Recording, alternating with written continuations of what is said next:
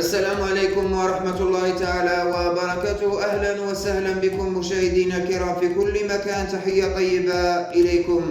إذا استهل المنتخب الوطني الجزائري مبارياته في افتتاح بطولة إفريقيا بفوز عريض على المنتخب السوداني بثلاثية نظيفة في مباراة شهدت تألق النجم رياض محرز بتسجيله لثنائية.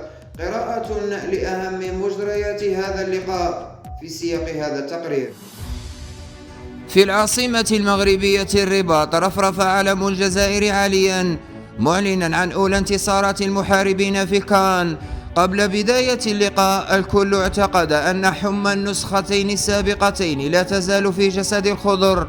كلمات أيقظت نجم المنتخب الجزائري رياض محرز مبكرا، فأرسل قذيفة في الدقيقة الثانية سكنت شباك الحارس السوداني منجد النيل، منح به التقدم للخضر.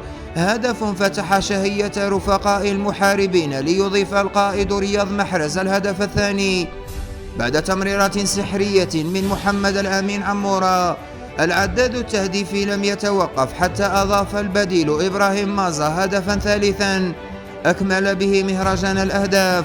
ثلاثية نظيفة وصدارة منذ البداية أشعل بها أشبال الناخب الوطني فلاديمير بيتكوفيتش النار الهادئة التي يطبخ عليها اللقب.